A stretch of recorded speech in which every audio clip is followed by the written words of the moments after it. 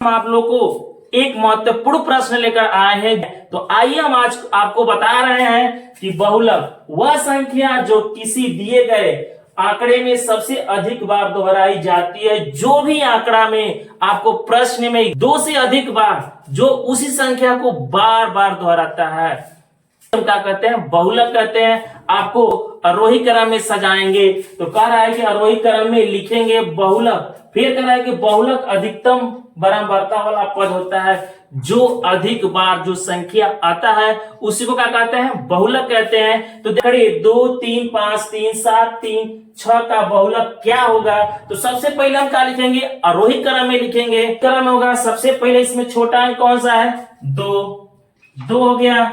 2 का छोटा अंक नहीं है तब 3 है। तो 3 को है 1 2 3 को 1 2 3 3 को है। फिर है 6 कर दिए। फिर है 7 कर दिए। तो हमारा कौन हो गया? सबसे अधिक बार कौन आ रहा है? 3 आ रहा है। जो हमारा 3 बार आया है। बाकी सब जो अंक है वो दोबारा नहीं आ रहा है, न इससे अधिक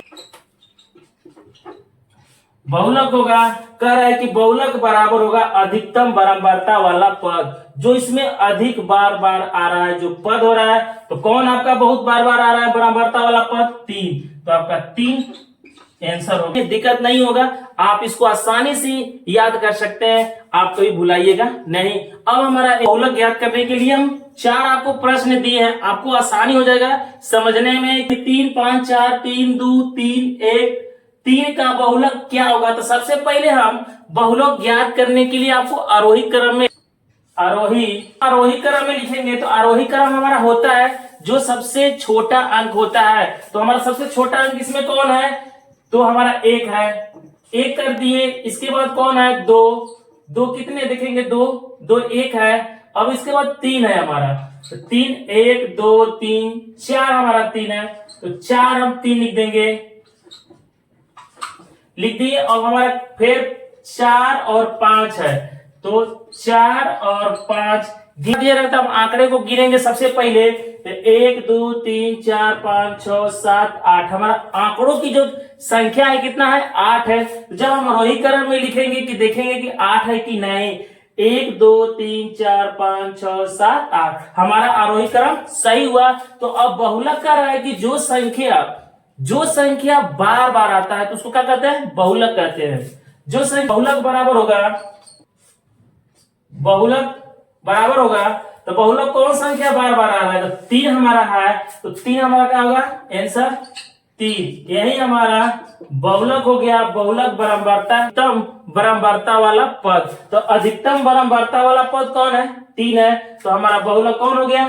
3 हो गया। अब हमारा प्रश्न है 2। यदि 2 6 4 5 0 2 1 3 2 का बहुलक क्या होगा? तो उसी तरह से आरोही क्रम। तो आप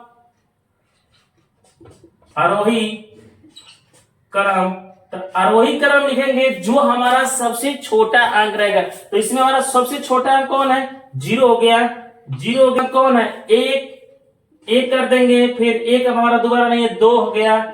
2 तो 2 को 1 1 2 3 तो 3 बार लिखेंगे। 2 इसके बाद 3 लिखेंगे। तो 3 हमारा 1 है। तो 3 हम 1 लिख दिए। फिर 3 के बाद हमारा 4 है। 1 तो 4 1 को लिख देंगे। फिर हमारा 5 1 है। तो 5 1 लिख देंगे। और 6 1 है। तो 6 1 है। तो सबसे पहले हम बहुलक को आंकड़े का संख्या गिनेंगे कि सही है कि नहीं। तो 1 2 3 4 5 6 7 8 9 तो हमारा आंकड़ों की संख्या कितना हुआ? 9। और जब हम आरोही क्रम में सजाएंगे तो देखेंगे कि 9 है कि नहीं। तो 1 2 3 4 5 6 7 8 9 हमारा आरोही क्रम भी सही हो गया और आंकड़ों की संख्या भी सही हो गया। आप याद।